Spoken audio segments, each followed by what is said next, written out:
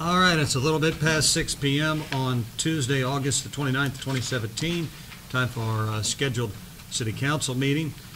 Call this meeting to order and ask that we all rise. We have Father Gary here from St. Andrews, and we would welcome him to bring an invocation.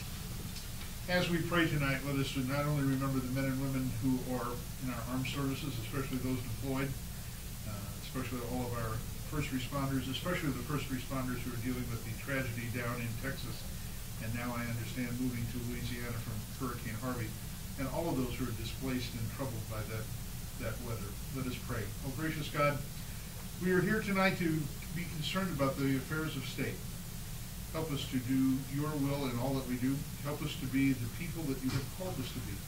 Help us to be the people that will reach out to the needs of others. Help us to be good stewards of everything that you have given us. Bless our community, bless our families, bless those who are troubled by Hurricane Harvey. Bless all who seek to work for the good of your kingdom in all that they do. And we ask all of this in your most holy name. Amen. Amen. Pledge of allegiance. I pledge allegiance to the flag of the United States of America and to the republic for which it stands, one nation, under God, indivisible, with liberty and justice for all. Thank you, Father Gary. Have a good evening.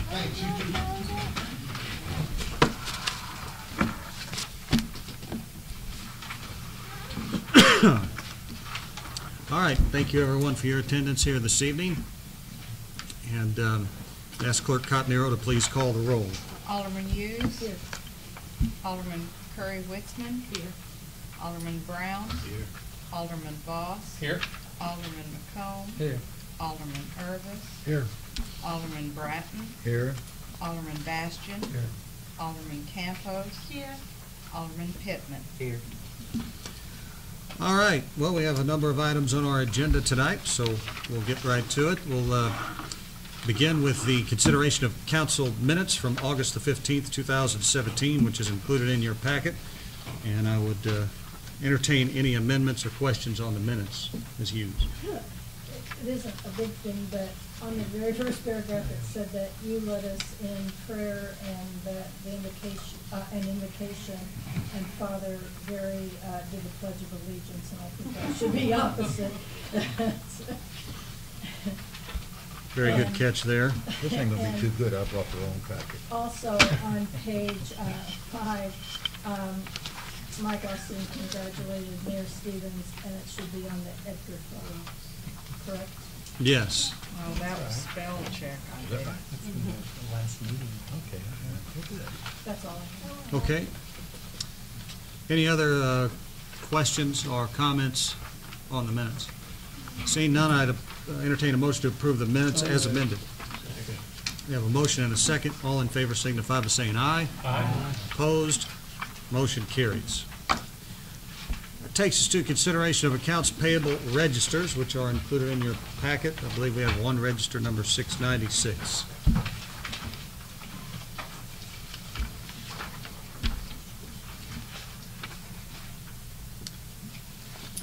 All right. If no questions, I'd entertain a motion to pay the bills. I so moved. Second. All in favor signify by saying aye. Aye. Opposed? Must be eclipse hangover or something. Must be. Ask for a moment. Do you want answers on the last two that were held? Yes. Yes. That would be The HCC bill was from our insurance company, and basically that was our portion of the deductible for an attorney representation in a Sharon Murray lawsuit that dated back to June 2012. Okay. That was our deductible. Was that the only one? The other one was MBI. There was a reimbursement, or Sam's Club. Basically, I used the wrong card. Okay. I had to. Very good. But it was reimbursed. So it's your fault. Yep. Could you repeat? It's a night of first. Mayor, Yes. wasn't there another question about, that Gary brought up about the amount of the Yeah, Ameren bill? Yeah. That was not actually the bill for the Dawn building. Okay. That was the summary bill, which includes several different meters on that one line. The down bill was a few lines below that, at the regular amount. Okay. All right. Anything else on those bills, questions, comments, concerns? All right, that takes us in already regular committee and commission reports, and we'll go to Budget and Finance, chaired by Mr. W.J. Pittman. W.J.? All right, old business, we have consideration of proposal for a part-time grant writer. I had Sandra make a couple copies of 2 different articles. I went to do some research after last meeting to kind of find a comparison of commission amounts, and these are the first 2 of about 100 articles when you search that pretty much say grant writer associations and the funding agencies don't look well on commission-based grant writing positions. That's my opinion after reading them. I don't know if you guys got a chance to look at them, or, if you've done, anybody else has looked at anything else, but. Mr. Voss? I have. I've looked into it, and actually on the 2 examples that we have, both are kind of grant writers associations Right. that are saying, taking the position that they don't approve of the commissions. I've looked into it a little bit deeper, and I've seen a couple of articles that say that that's kind of a false debate over the ethics of it. Because in reading it, I mean, that's what they say, it's unethical to use that. It just didn't resonate with me. I couldn't figure out, I mean, we're not a non-for-profit, first of all, we're a municipality, and so that's a significant difference, but I couldn't figure out why it's unethical. So I looked into it, and it was just this afternoon, and I've sent you all a copy of the article via email on there, but I'll just read real briefly of it from it. Paying grant writers a percentage of the grant funds is often presented as a black and white issue in the nonprofit world. Whether paying a contingency fee is ethical depends on whether the percentage represents a reasonable amount of money for the work involved.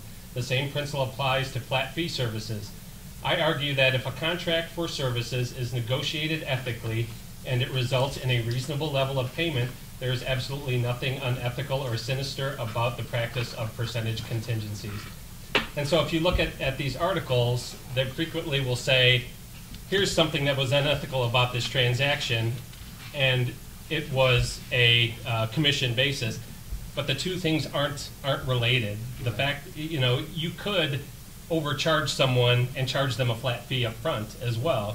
So it's in my opinion, I think it's focused on the wrong issue. I think the part of it that I took, and I don't know if these 2 articles were the best examples of the ones that I found, but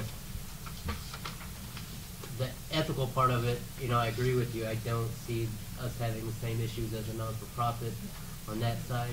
If we're willing to enter into that contract, then it's an agreement between us and the grant writer. What struck me about it was that it said multiple funding agencies would immediately disqualify you from certain grants and I just don't know the type of grants that we're looking for, if those would be that type of grants or not. But that's the portion of that struck me as a danger to us, because if we're immediately not eligible for certain grants that we would need because of that, then we're locked into a contract. And I think we need a grant writer. I'm not on the position that we don't need a grant writer. I mean, I don't want to, sound that way, but and that's what I just presented these for information to get everybody else's opinion on it. Right. Well, and I think we all agree that we need one as well. And we've been burned in the past by folks that either didn't go through with what they've done, and not to say that they weren't ethical or anything, but you kind of run that risk, and we just simply can't afford for that to happen again. Additionally, and again, we want to look at multiple grant writers if that's an option. But in the instance of the gentleman that brought the proposal to us in the first place, I don't think anyone on the council questions his ethics, or that he'll see it through in the way that he says to on the front end. So, Mr. Bratton?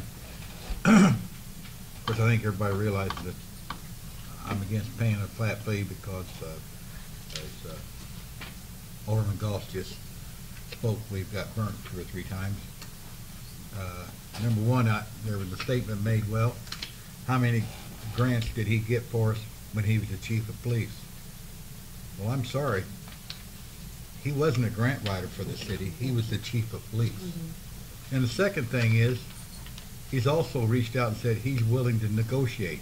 And that's something that we haven't went forward with. So.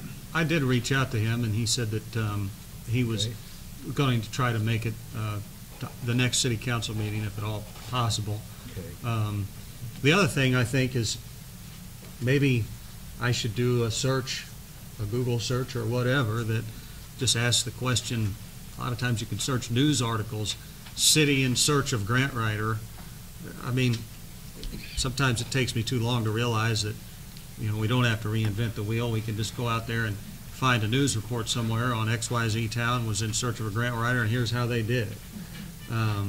So that's something I will try to remember, and Sandra, if you'll try to remind me also to do a little research in that regard to see if we can't find what some other places have already done.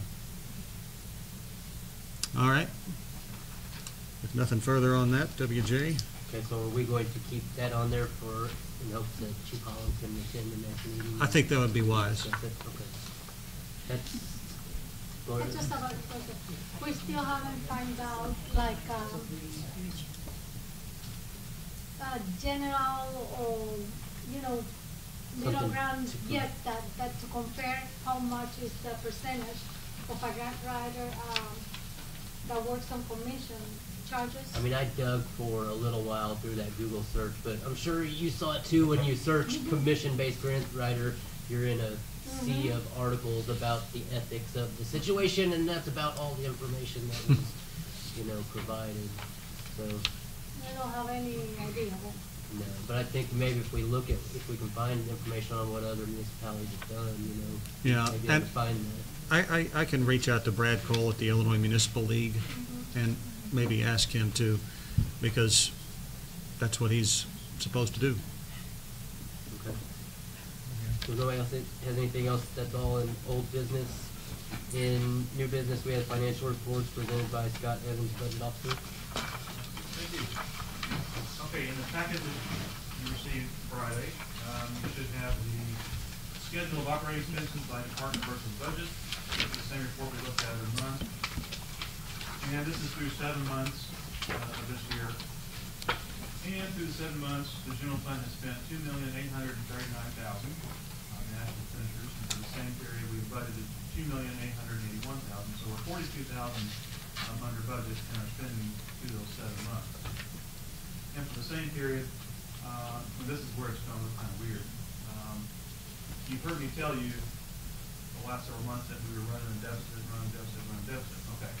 Well, some weird things happened in July, which kind of corrected that in the short term, and I'll explain that. So our revenue through the 7 months is $2,907,000, and our budgeted revenues is $2,896,000. So we're actually $11,000 over where our budget is through the 7 months, and consequently that swing actually puts us in a temporary surplus for general fund. But that's very short-lived because I'll tell you why. The revenues we received in July, we got 2 catch-up payments from the state of Illinois for income tax. So that's unusual. We got a fairly good sales tax number, which is not unusual, I guess. I'll explain that later. Then we also, in this number also is the award from SMISE. So you had probably close to $200,000 more than what the monthly average would be in July. So that's given us an artificially high surplus right there. You know, and so in August, there's some things that are coming down the pipe that are going to really turn that ship around. First of all, and well, it may not be this month, but we're going to be spend the money from SMISE on bucket truck and such.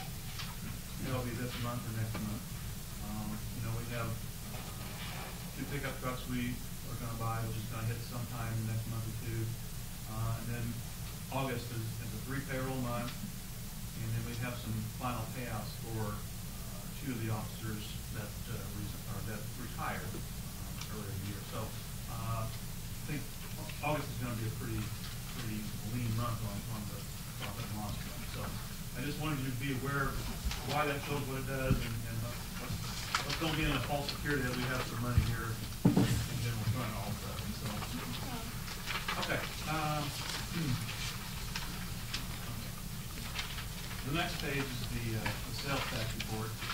And like I said, our home rule and sales tax for the month of August is $280,000, which is 4,000 higher than last month and considerably higher than the previous year at this time. So that's the last three months in a row we've had really good sales tax receipts. So that's encouraging. And like I said, one of the next reports, the income tax report, you see we're vouching for $73,000 in July and $34,000 in August, which is quite a bit lower than it has been. That's probably the lowest number on this whole sheet. It's close to it. Not sure what that's about, but so they're back to the schedule where they're 2 months behind. So the 73 and 34 we haven't received those yet, but they have been vouchered by the state. So we'll get them systematically in time. Okay, so next page is the health insurance cost report. Through July 31st, we have spent between the general fund and the water sewer fund $411,066 on health insurance, and of course that also includes vision insurance, dental insurance, and a life insurance policy too. So through the 7 months, that has been a little over $7,000 per employee is what that brings down to. I still think we're going to get probably 50 or 60,000-ish over what our budget is for the year, just based on the lateness in us getting into the plan that we get. So anyway, that's where we're at with that. And I'm not going to spend a lot of time on the salary report. Obviously it contributed to the general fund being under budget, and you can see the total by departments. Again, slightly different story this time next month when we have 3 payrolls and the payouts in the police fund. Okay, then the last thing on that section is, of course, the wastewater treatment plant. And the only thing that's really changed since the last time we did this a month or 2 ago is that the state of Illinois has charged us $7,148 in capitalized interest, which kind of represents the period of time from January until June 30th. Since the project wasn't completed, they do that. They charged us $168,000 last year for construction phase interest. So. And we knew that was going to be the case, but that is, we have made a payment to them already since then, so that's going to be probably coming to an end since they've already received a payment. And we'll pay them twice a year for 20 years. So, but anyway, so to date, the project has cost us $16,769,001, of which we have financed $2,384,000. And then $14,384,000 is on EP alone. So, now, the only other thing I have as far as reports is I brought this one in tonight. Haven't presented this for a few months, but just to remind you that we do have 3 loan balances in the general fund that don't get reported in the normal accounting for the general fund because of the way governmental accounting works.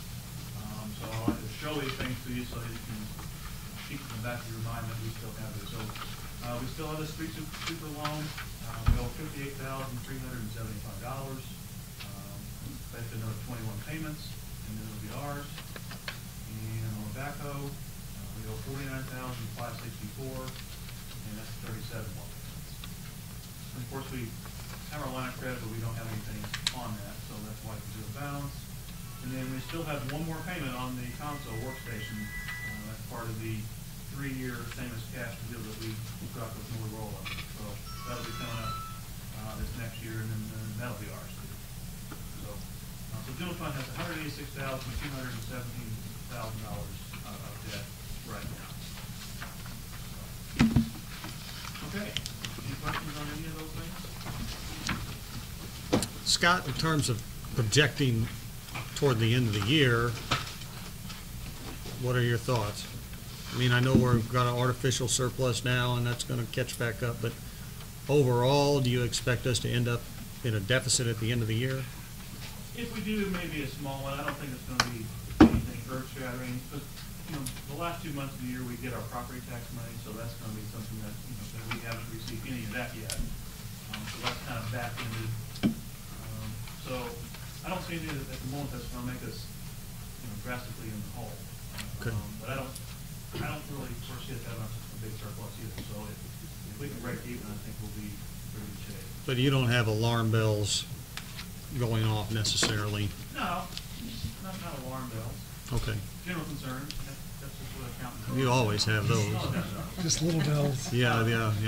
One thing I will say before my time is up here is,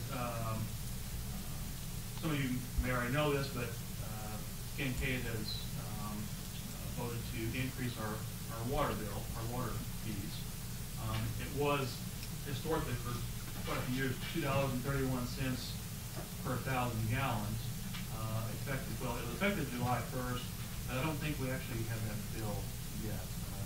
It takes several billing cycles for it to happen. So probably the bill that we actually see that in actual dollars going out the door is probably going to be next month. But it's now going to be $2.61 per 1,000. It's about a 13% increase. Probably will cost us on average about $90,000 more a year. And so, since it's going to be affecting us towards the latter half of this year, we either need to decide if we're going to raise it right then, or if we want to do that at budget time, as part of the overall snapshot we take of the whole water sewer situation to see if it's warranted then. But I just wanted to bring it to your attention, because it is, and I guess partly, they didn't say this in the board minutes, but it's probably partly our fault, because fixing that water line project on Walnut Street has saved us, so much money, and the fact that we haven't been paying them for leaks, that it affected their budget, apparently, and not entirely us, but I'm sure we contributed to that decision. So we need to have Tim go drill a hole in the water line? That may be drastic, but I guess that would be one thing you could do, yeah. Too late now. Yeah. Well, someone else's water line. Yeah. That would be good. That's all I have. Thank you very much, Scott. Any other questions on that? All right, next item under new business is the consideration of health insurance proposal. I've been meeting with Sandra Ripley and actually members of our employees from throughout the city a couple of times over the last, couple months, Sandra. Had 2 of those meetings, I think, to consider new insurance proposals. And we have our consultant here with us this evening, and they're going to kind of help explain what we're looking at. And so, Sandra, I don't know if you have anything to say in advance or not, but. No, I'll just Oh, thanks. Okay. Mr. Mayor, Council, I'm Jamie Simmons with Diamond Brothers Insurance, and currently a broker with Blue Cross and Blue Shield. We handle the health insurance side of this along with the ladies over at Osborne Associates. They're also co-brokers on this group. Like the Mayor said, we've met several times with Sandra and Scott and myself. The Mayor said in, I think Mr. Pittman said in a meeting or two. We've had a couple of meetings with the employees to go over the plan design, what we're proposing. We made a change in March that kind of stopped the bleeding a little bit. The city, again, has taken almost a 40% increase this year after, 56% last year. So we have to do something to stop this spiral that we're on. So what we're proposing after several meetings is to switch from Blue Cross and Blue Shield and replace that with Aetna. And also the standard was the gap policy we had with the Blue Cross and eliminating that one as well. And just going with the Aetna plan, that alone will save the city about $20,000 a month in premium. So when you ask Scott about the end of the year budget, well, we hope that's some money that we can say we can save. But with that, we're going to also put in what we call an HRA, health reimbursement arrangement, because we're going to purchase a large deductible, $5,000, and then we're going to administer that down to the plan that the employees currently have, so that the benefits to the employees from the out-of-pocket standpoint won't change. We're going to administer that down. So depending on how claims run and things, how much of that $5,000 an employee spends is how much hopefully we're going to save it when all's said and done. So the premium is going from almost $57,000 to about $37,000 a month just on the premium alone. And we've met with the employees. I think we've got a pretty good approval from all the employees that attended. A lot of questions about what we're doing, how we're going to do it. We've answered, I believe, most all those questions, and I feel very comfortable with it. I think Sam and Scott both feel comfortable with the change, and hopefully the employees that we've met with are also in agreement. So that's kind of where we are. I will add to that. You asked me if I have any alarm bells going off. If we don't do anything and we stay with Blue Cross with the 40% increase that they're proposing, I'm very, very concerned because you're talking about probably at least $200,000 a year more next year that we'd be spending in part of this year from the current policy.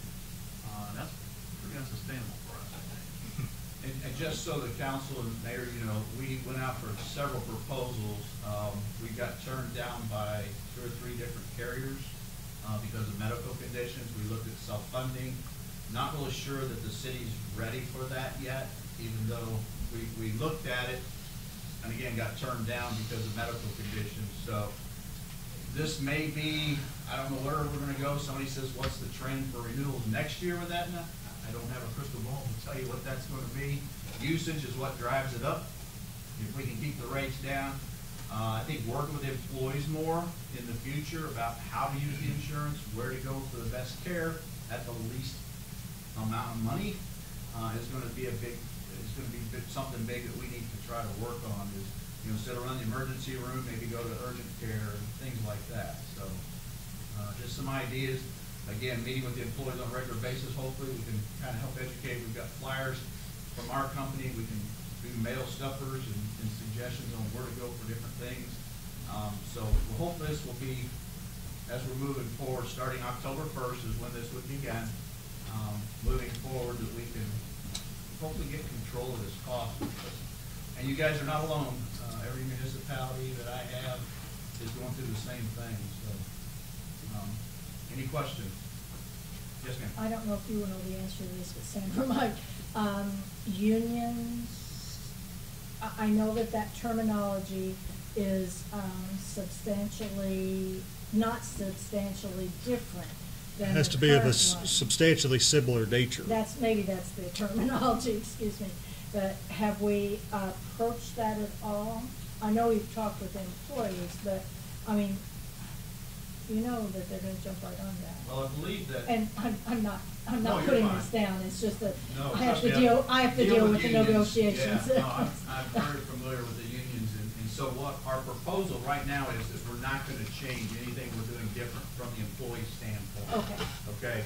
And we're October 1. 99 Now, point- down the road, we probably need Yeah. to talk about Yeah. some potential changes Oh, I down understand the that. road, but for right now, starting October 1 for the remainder of 2017, our goal is to maintain the benefits we have and, not change anything that, drastically or that's not approved. We're gonna do everything we can to make it whole, make everybody whole. This whole year, even when we made the change in March, it kind of threw some wrench, Yeah. we had some issues. Sure. And we've been working through them, and I think we've got almost all of those From what I hear, fixed. it Yeah. seems as though you have, yes. And, it was a hiccup, but we had to stop the bleeding somewhere. And like Scott said, if we don't do something and we just keep as we're going, like poor handwriting's up there. You can see what the current rates are and what these proposed rates are. Like Scott said, it's actually closer to $220,000 if we don't do something on an increase. I just have to deal with the negotiation part of it, and I didn't know if anyone had Truly even aware. brought that to anyone's attention. So if I understand correctly, the city employees who are under the insurance program, even though we've got a $5,000 deductible, they're not gonna be out any more out-of-pocket money. Right, currently the employees have a $250 max out of pocket. And even Okay. though we're purchasing the the $5,000 deductible, through the administration, it's called PayFlex, through them and Aetna, we're gonna administer any claims back down to that $250, so the employees should only see the $250 out of pocket. That was happening anyway with that, what is that called, the stopgap or gap whatever. plan, yeah. Oh, gap The plan, yeah. standard that we have. Is that similar? Well, what we're the way gonna that do works? is, right now, you have two cards, you've got the Blue Cross Yes, card, I and you have the understand that. standard Uh-huh. card, and a provider And one had to has treat to it, be- they had to treat it as having double Exactly. insurance. Yeah. Well, with our proposal on this, it'll be just one That Aetna makes card, it actually easier for and them. all of the processing down to that $250 will be done behind the scenes, because Aetna owns PayFlex. And so they all talk to each other. Believe me, That's a my lot goal is to easier. make this as seamless as possible. And, trying to get the employees to come to me instead of going to Sandra with all the problems, and the ladies here in town at Osborne are here to help if we do run into those types of problems. So that was our goal, was to make this seamless as possible. I've just had lots of concerns about, and I know that I've had concerns brought to me about the stopgap, and not that it wasn't working necessarily, it's just a pain in the butt. It was a Band-Aid. It was a Band-Aid for a Yeah, few months to yeah. save, So I think, thank you. This $4,000 will or make it $5,000 a month. We saved being able to do Yeah. that. We saw that it was kind of it didn't fail, but it just wasn't as seamless and as easy as we anticipated it to be. So, with the increase of Blue Cross, we still had to do something different. And I think this is a viable option, and I think it's an option that you really need to consider. So if we vote yes, we'll save $220,000 Sounds good to me. 240, over what we would be doing if we don't vote yes. 220. minus what we have Yeah, to, the potential. minus what we have to pay out Because, I between the mean, you're not 250 and the saving 220 $5,000. because you're not gonna spend Well, it anyway. right, So, it's Yeah. probably not the best way to phrase it. right. The goal is, because we're lowering our premium down from currently 57,000 down to 37,000, that 20,000 will have to be used, so if you figure that over the year, $240,000 if my math's right. How much of that 240,000 are we gonna spend down to the 250 on the employees? If we only spend 40,000, the city saves 200. If we spend 200,000, the city saves 40,000. So, yeah. So if I can add to it, essentially what we're doing is, instead of us buying a very expensive plan policy from Blue Cross or anybody else with that $250 deductible, we're getting a much more affordable policy with a $5,000 deductible, and we're kind of stepping in as the self-insurer for that little piece of the action. So if we have lots and lots of usage in that distance between 250 and 5,000, then we pay more. If it's less, then we save. So it's kind of a way we're stepping into the self-insure, but only for a small portion of it, not the entire thing. So, We're self-insuring the deductible. Correct. yes. Because on a self-funded, you'd be looking at 40 to 50,000. Right. You know. Mr. Bratton? Yes, sir. So you say you're looking at that, if we do this, starting October the 1st through the rest of the year, then we got to make some adjustments. That's the part I want to hear Well, about these adjustments. right now, the contract, or whatever you want to say, requires the employee to only have a $250 out-of-pocket maximum. So we talked to the employees that we met with and said, okay, for October, November, and December, we're going to continue that, just as it is. But come January, we had proposed that maybe we could raise that to a $250 deductible plus a $250 co-insurance for a max out-of-pocket of $500 instead of $250. And we realized that that's going to require some union, they may agree with it, but we were just saying, we're just trying to, Good luck with look that. to the future. They won't go with it. Well, I can tell you. because eventually, if we don't do something, the city cannot continue to take these large rate increases and pay 100% of the premium the employees have to realize that at some point, they're gonna have some skin in the game. Okay. So what do you want from us, Mayor? I'd like you to, somebody to make a motion to adopt the proposal on insurance as proposed. So, Is there a second? I don't know. I'll second it if Gloria got the motion, or vice versa, it doesn't matter. Okay. All in favor signify by saying aye. Aye. Opposed? Motion carries. Thank you all Thank very you. much. Appreciate it. I think it's good. Hopefully nobody will get it. All right, is there any public comment under any of the budget and finance items? I don't think there is. You're free to go. Thanks, sir. No public comment, move out of budget and finance? All right, that takes us to building and grounds, and I'll turn it over to Mr. Gary McCall. Okay, there's nothing under old business. And under new business, opening of the sealed bids. We got one, I think, if I'm right, on the 2002 Yukon, and it wasn't a high enough bid to qualify for what we asked. And I don't think we had any on the bucket truck, did we, Sandra? And the other is the volunteer annex agreement. I bring this up, the voluntary annexation agreements, and I forgot to make copies of what I wanted to bring with me tonight, so I apologize for that. But I will briefly just touch on it and then keep it on there for more formal consideration at the next meeting. I met with Jim Stewart and Tim Lee and I believe Harold Sheffer, some others over the course of about once a month for about 5 months probably, looking at annexation and what could be possible. And what I found was a whole lot of plans for annexation dating back to the 1960s, none of which ever came to fruition for all the same reasons that I don't see us able to pursue annexation now. And that's generally because it is expensive, and generally people don't want to be annexed. And it's mostly because they see property taxes are going to go up and these kind of things. So with that being said, many communities have what are called voluntary annexation agreements.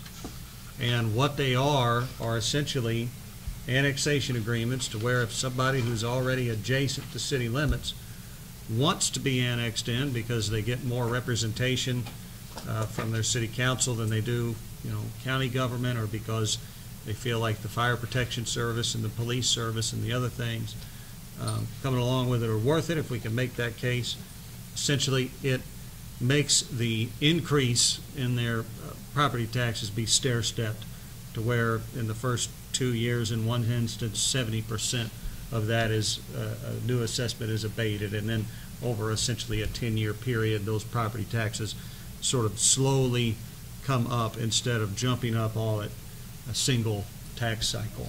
So it provides somewhat of a easing of that, and perhaps makes it easier. So that's what it is in a nutshell. Again, I'll bring a couple more formal proposals that other cities have in place at our next meeting, and I'd welcome anybody's questions. So it's a voluntary thing or something they ask to be, and we'll use one hot coffee as an example because I know that they're very interested in that. Is that an example that could use that? It's essentially a boilerplate legal agreement with this other language built in concerning the abatement of the city's portion of the property tax. And so, yes, I think it could be very well used in that specific case, because that's actually a perfect example of where I think something like this could perhaps be helpful in encouraging people to want to be annexed. And would residential people be eligible for these also, or is it just businesses? No, it is for commercial or residential, Okay, thank you. either one. Mr. Pittman? Is it just property owners adjacent to city limits currently, right? Yes, that may be what Ed's about to speak to, I'm not sure, but... But the answer, you're correct in your answer. It can't be annexed unless you take it. Right. live out in the middle of nowhere. So, yeah, we couldn't just drive around outside of Ava and say, hey, I want to be in interested? Murphysboro city Right. limits. You know. But, Mr. Hiller? There is a thing that municipalities, in my experience, always do, and I think we're going to go on this one, okay, and that is, when you have somebody who's new and taps on to the city's utility system, they're required to annex. And that's what should have been done when we're not good. Mhm. Basically, everybody in this town paid for their hookup. But they don't want to be in town. I asked them, sitting right there, at the last meeting they were here, are you going to annex? And they said no. Right here in this room. And we missed that. But we should never allow somebody who's contiguous to the city to get on the city's utilities and take advantage of our services and not annex in. Why would we do that? Why would we give them free service? I think over the years, I mean, I don't know how many water customers we have that live outside of city limits. It's probably hundreds and hundreds and hundreds, but. We do, but they're not contiguous. You know, Carbondale, we do a lot of things different than Carbondale, because Carbondale a lot of times acts in a big city way where we don't see ourselves in that same light. We tend to be more, citizen friendly. Carbondale tends to be more, this is the way we do it. Carbondale has their extended zone. And if you come to the city of Carbondale and you ask for a variance, so you can get a driveway wider than zoning allows you to have a driveway, you have to agree to annex to get the variance. This is what Cliff Mills is up against out there in his property there across from Walmart, is that a number of years ago, about 18 years ago or 18 and a half years ago, they had to get some variance out there of some kind. I don't even remember what it was. And the people that owned that property at that time had to sign an annexation agreement so that when the city services came there, they would hook up. Cliff Mills has been trying to get annexed into us so we can get our sewer right there at that same intersection. Since we put Walmart in there, but Carbondale won't let up on that. I think we missed the boat when we don't have contiguous people who want our new services to be part of the city. That's one of the ways we get our city to grow, is to do that. To not do that. But that's something we need to be looking at too. When that happens again, we need to be making that decision, in my opinion. All right, Mr. Bratton. I spoke with Mrs. Lavender's daughter, Sarah, who was also here. 'Cause we're backyard friends, I guess, or neighbors there. And I asked her I said, are you about ready to come in the city limits? She said, well, we'd like to, but there's so many more grants that we can get by being in the county, because they consider that rural. There's a lot more grants that they will qualify for. So I got a piece of oceanside property in, Tennessee I want to sell you too. okay, you take a check. Yeah. Post-dated. Do we have any more public comment? Hearing none, we'll adjourn building and grounds. All right, that takes us to community relations and Mr. John Irvis. John, looks like you got some heavy lifting here. Doesn't look like much on the agenda. No old business or new business? Any public comments on what we haven't talked about? Okay. I guess we'll come out of Okay. community relations. And that takes us to public improvement and Mr. Mike Bastian. Mike? Okay, under old business, we have a review and consideration of the proposal from Blip Networks, and I will turn that over to Mr. Miller. Steve Boss and I, Blip's hired Steve Boss. We've been working for 3 or 4 weeks now to get this thing lined out. Steve and I thought we had it lined out Thursday. you had in your packets what I thought was our final contract. Ian tells me today that there are 2 or 3 little things yet that they want to work on some more, and Steve isn't here, and so I think your plan, you'd rather come back next week after we've had a couple more weeks to talk about it? Yeah, basically, there's a few things that are still outstanding in the contract. We've made, I think, really good progress on it. But there are a few things that we're just not comfortable with the way it's worded right now. So I think a little bit more work at it. I think we'll have something that everybody will be happy with. And we'd feel better, of course, if Mr. Boss was here for the meeting as well. So we did want to show up since we did see it was on the minutes for tonight, just in case you guys had any further questions or anything like that. But aside from that, I think the next meeting we should be ready to get something done. Okay. Very good. Questions? We'll be here. So Yeah. you're going to send us a different one of these? Well, we're gonna have some more conversations and, Okay. and see where those go and see what that does. And I mean, ultimately, we plan to get it out of this format and get into it. It looks like a contract, but we're trying to get the terms lined out and agreed to, and then it's just a matter of reformatting. Okay, thank you. Get the same word in the format that looks like a contract instead of 5 packages. Kind of like choose your own adventure, you know, if you're not a lawyer, it's kind of like, you know, pass go back to me. 3 paragraphs you just read don't mean anything anymore, so. Don't collect your paycheck if you go Right. past that. No comment. But it gets the points out on the table. That's why we've done it that way. Instead of having to reread every paragraph every time. Okay, under new business, we have a signage request from Tibby Knoll Boutique and Vintage Home Goods, and we have Lori with us this evening. Lori, if you'd like to address the council. Thank you. Thanks, guys. See you. Thank you for allowing us to address the council. But on 14th Street, we have a number of businesses that are down on 14th Street that seem to get no notice from the main street.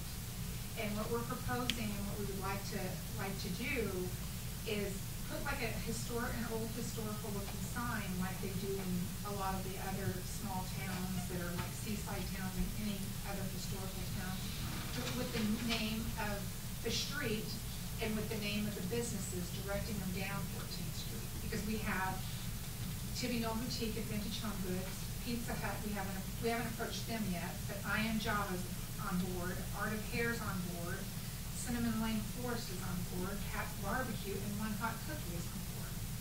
To direct people to get down that way, because we have people that say, we even drive by and we don't even know they're here, because we don't know there's any businesses down this way. And we've gone hand in hand in dealing with the downtown merchants as well as when we have people that stop in coming off of 14th Street to come into town, we direct them in town and people from in town direct them to us. So that's working, but we still need some signage to get people down there. And we have an old historic looking sign that has a wrought iron top to it, and we've talked to Heartland Mechanical, and he can do the sign for us, and as soon as we get approval or that we could go ahead and proceed with trying to see about this, and the businesses would pay for that sign. That's nothing that the city would pay for, the businesses would pay for that sign. And he would get us exact specs as soon as we know exactly where the sign can go, if we have to put if you guys are wanting us to put our home post, if it can attach to the street lights or whatever, if whatever can be done so they can go down there. That's why we're just approaching the city council, if it's okay if we proceed with trying to figure out something for 14th Street. As we have Apple Festival coming. No one's gonna know where all those businesses are. And I know there's a big no for the A-frame signs, but even if for Apple Festival during that week, if we could have an A-frame sign with all of those businesses listed so people could go down 14th Street and visit those as well, would be great. If we could just use that for that week, that would be great until we can figure out what to do with the sign in the meantime. Lori, I have a question.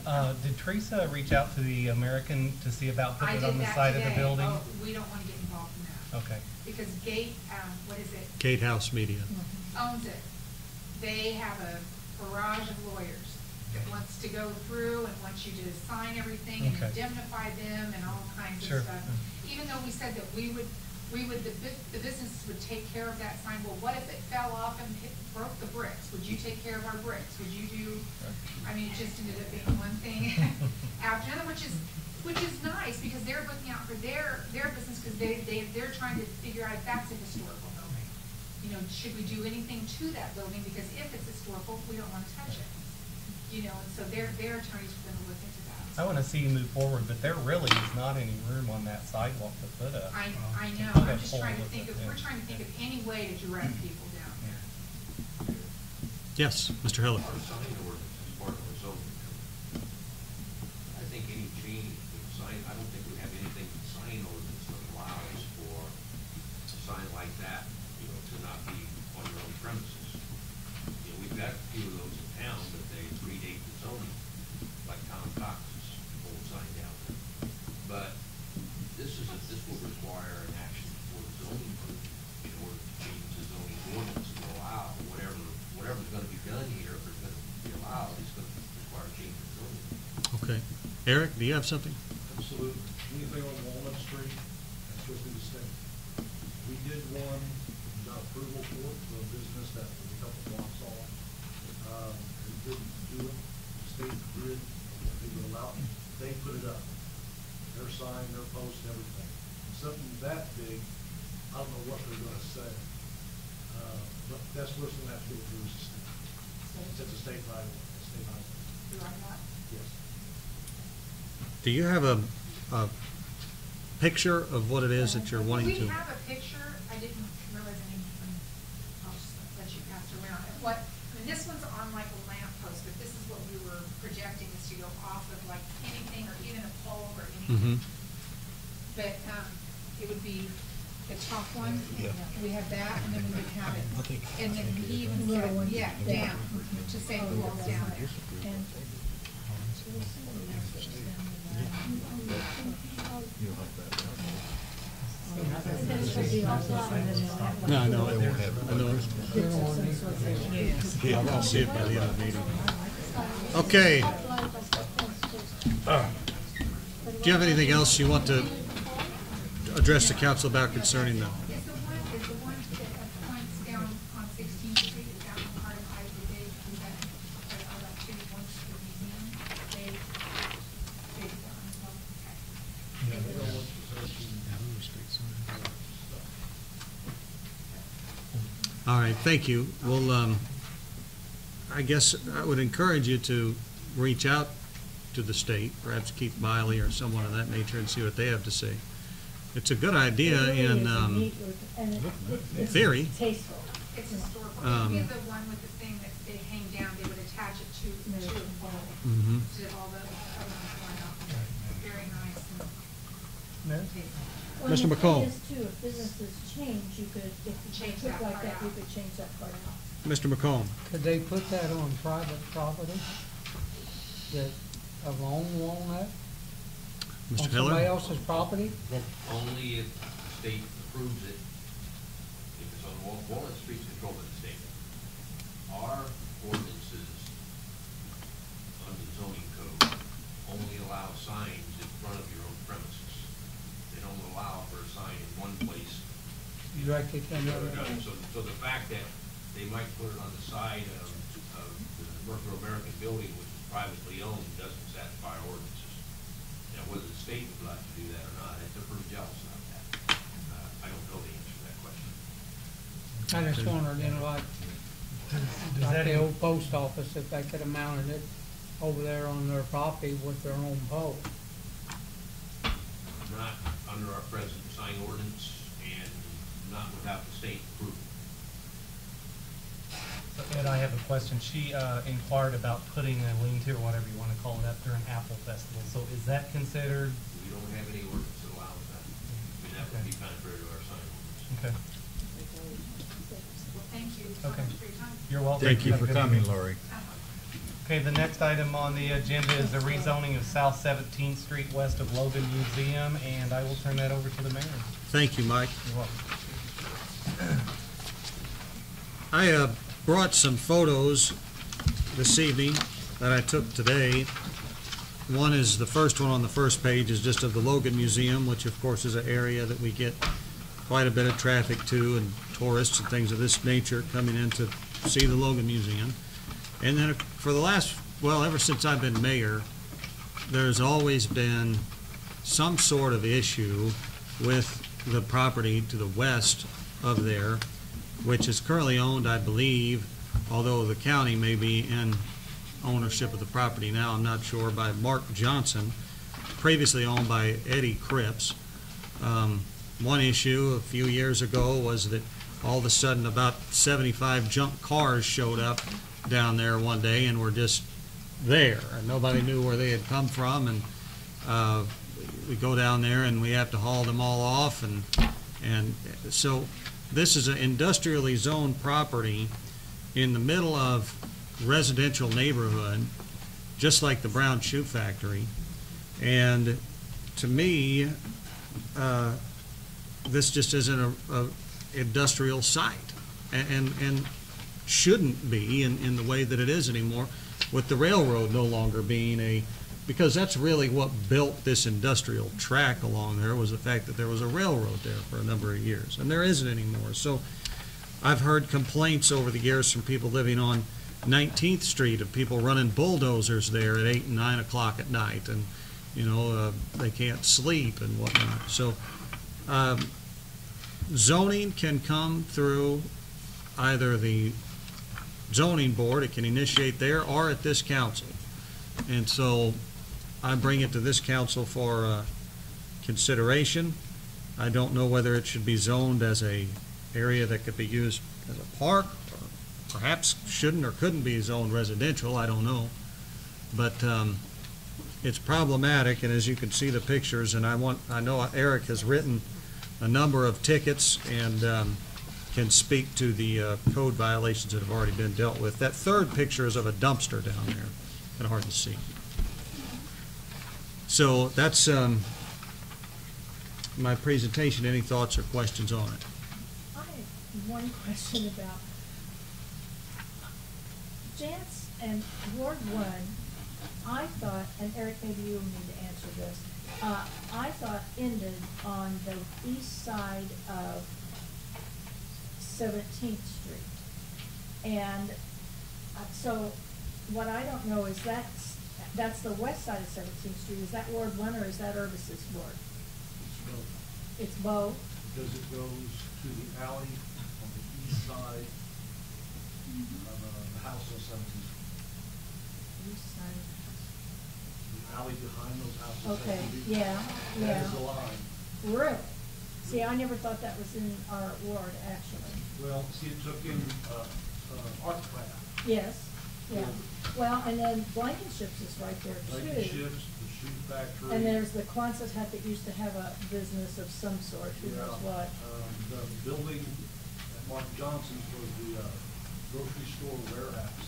Oh, Way okay. back when, Right. all the railroad tracks ran through there, shoe factory had their spur, there's a spur for the warehouse. So half of that's Ward 1 and half of it's whatever John said. Okay, thank you. I just didn't. And Gary. Huh? And Gary. Oh, yeah, Gary. I'm John. Jance, did you have something? Well, I'm not related to what Bob was saying. It was related to what you said. I would enjoy actually seeing that area as a park. But speaking into just it being a safety issue, I actually saw someone, like a group of like 4 or 5 people walking through there again like last week. So it really is just a dangerous little area. You can put up an old trespassing sign there and do what you want, and those people are gonna cross it. That's a short distance from there to 18th Street over for, they've crossed that part there for. Well, there's a gap missing in the fence back. Mm-hmm. On that side. On both sides, yeah. Mr. Pittman. I mean, apparently it's privately owned, right, so we can't determine what's gonna be there, right? I mean, unless they change, I mean, can we change the zoning if there's a business, operating out of there? I don't know, he's not right now, right? He's not self-employed anymore, I don't believe. No, he got out of that, he got that, when his dad had it, he passed away, it went on to him, and he has changed his livelihood. He was working, contracting with Easy Signings now, he's not out on his own anymore. But he claims that as his business for his trucks, where he works on them, which he hauls for Simon's main part of the time, but he still does work on the side when he's not working for Simon's. They still claim that, the last time I talked to them, as their garage to do the work on their truck. Ms. Campos? Yeah, that's what I was, it is a private property, what we're talking about right now, no? Absolutely. And that's a question I'll just ask. Does it matter if it's a privately held property or It's all not? private property. Everything, it's all those houses, the businesses. It's all So, that doesn't impact our ability to consider rezoning that area. Not at all.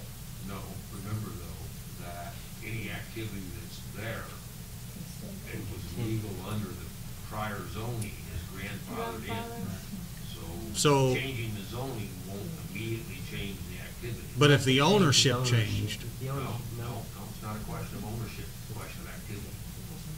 So changing the- If he sells the property, that doesn't mean, So if he sells it to another business.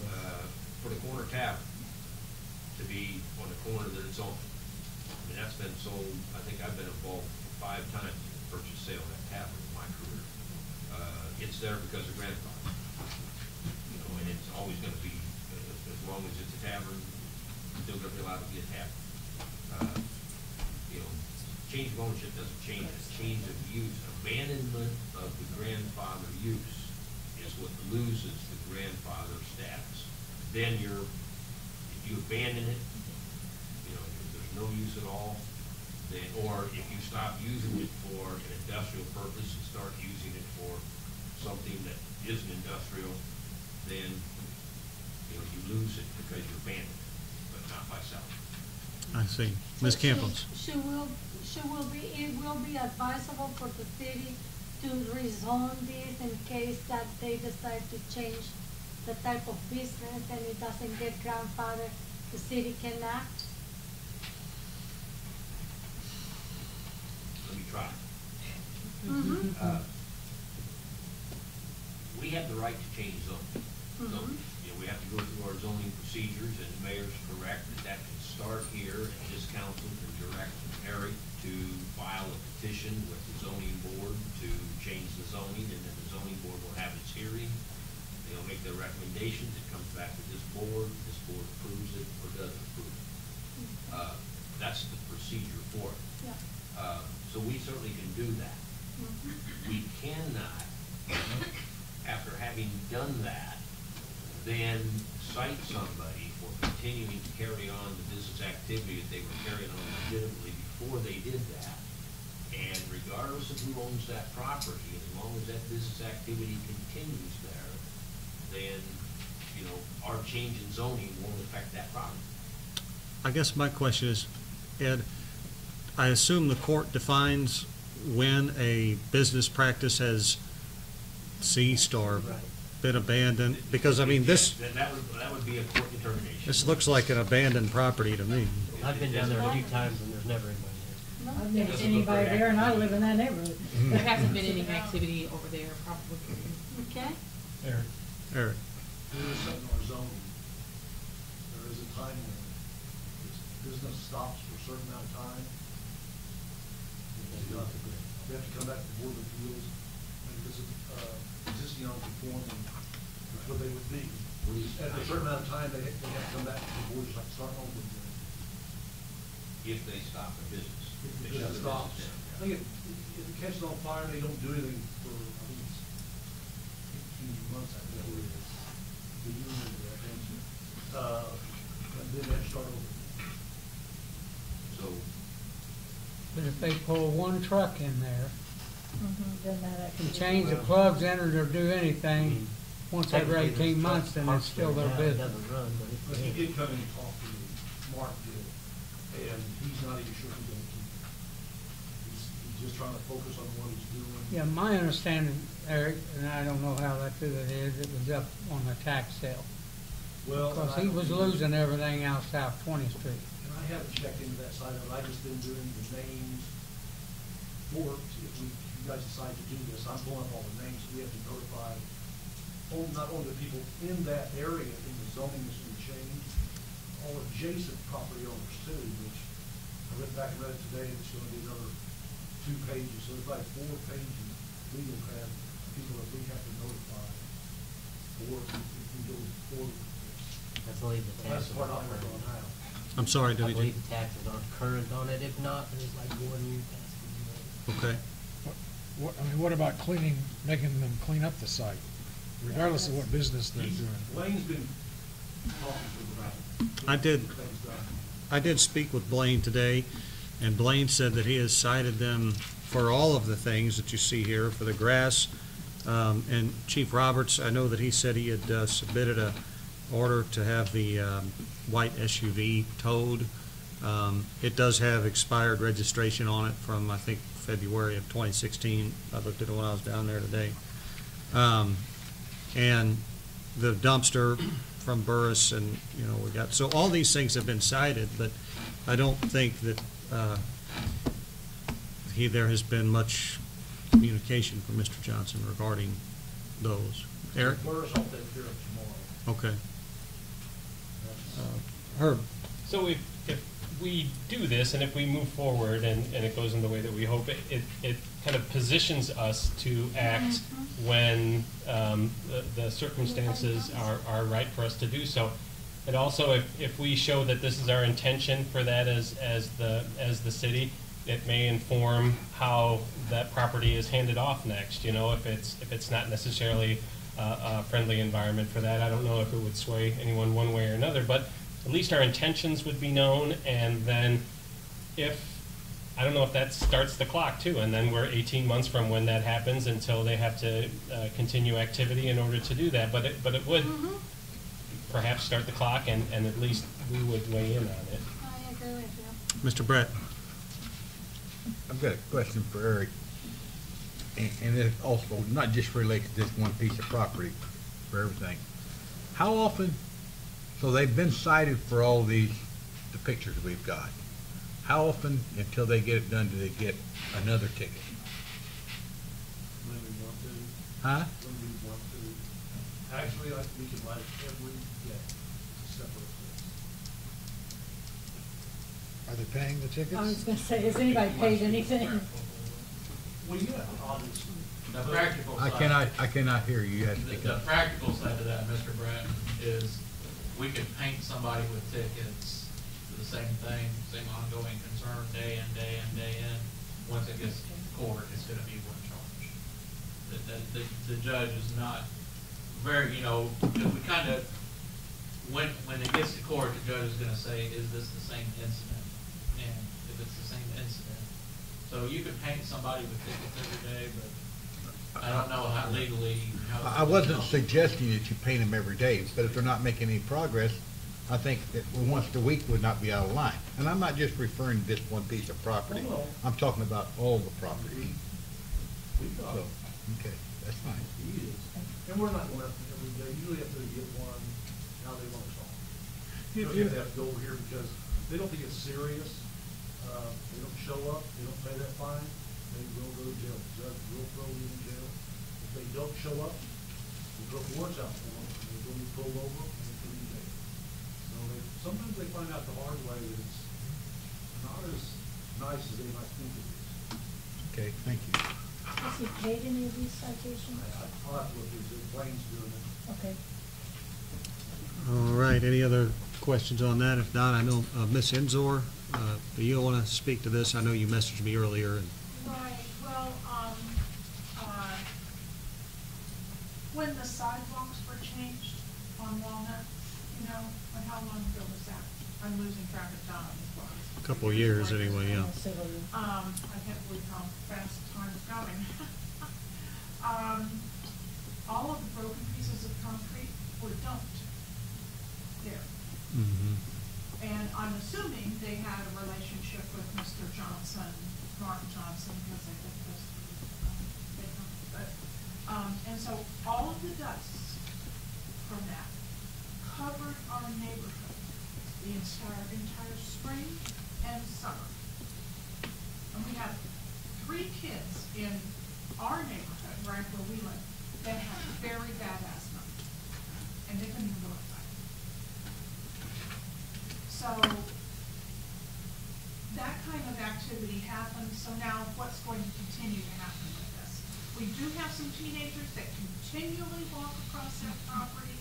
It's very dangerous. There's all kinds of stuff that's been dumped in there, rebar, bricks, toxic dust. So I'm glad that you're considering this, and, you know, for the neighborhood, it would definitely help the property values, but it also would help the health of our neighborhood. So. Thank you. Well, that stuff that was dumped down around, I think come from the sidewalk, it come from the water line. What they done on Walnut, he hauled for that water line company. And what they dug up is what he brought down. It wasn't really the sidewalk. That was 2 other spots, but all that did come from the road and where they put the new water line in. Right. All right, one final question on that. Eric, as I understand it, the city council can vote essentially, but I don't know what would need to be prepared. Ed, maybe you can help me with this, in advance of such a vote. I guess we'd have to have a legal description of the property and the parcels and these things.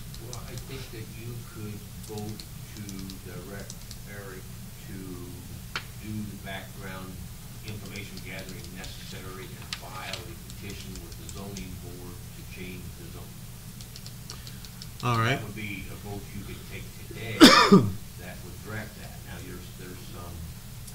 there's a big decision you have out there, and that is what zoning are you going to put there? Understood. You know, you've got to look at the property. It's not, it's not inconceivable that it could be housing. I think Tom Writing's had a house just down below it, on the railroad track right away. Yeah, a house or a trailer there. But I think for Eric, you could vote to direct him to get started on that, but at some point you're going to need to let it be known what you want to change it to. So does the council feel? By the way, No, go ahead. It's a message from Jan said about the park, she said. Mhm. You know, that's a problem. That's a problem. You're essentially, you have to do a condemnation of that property to make it a park. We have to buy it from the back. You cannot, there is no such zoning as park. What are our parks zoned? Boy, I don't have all the zoning with me, but they're in. I mean, we got a map here. No, it would be in the, I think that's just one there. 0 floodplain overlay.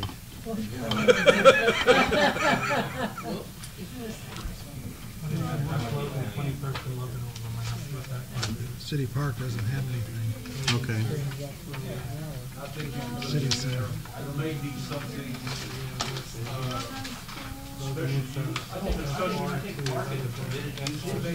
Longfellow City Park is what General it says. resident is, Longfellow School. It's is R2. General resident, SR2. Okay. It's a park. I think they're permitted uses of those. A park is a permitted use, but we can't zone something, so the only thing that can be done there is park. We have zoning, we have 5 or 6 zoning classifications, and we have to zone one of those classifications, and those classifications say what you can do. It's like what we did with the rehab center, when we made it agricultural and then made that special use in agriculture. Exactly, that was, Right. so we did the maneuvering on that one, and, Yeah. got it done. We have to anyway. That's what we want to do. All right, well, let's bring the discussion in here. I guess I'm not quite ready to make a motion yet, maybe just not quite yet, but I'm going to, yes, Eric. something about housing in that park. There's the railroad.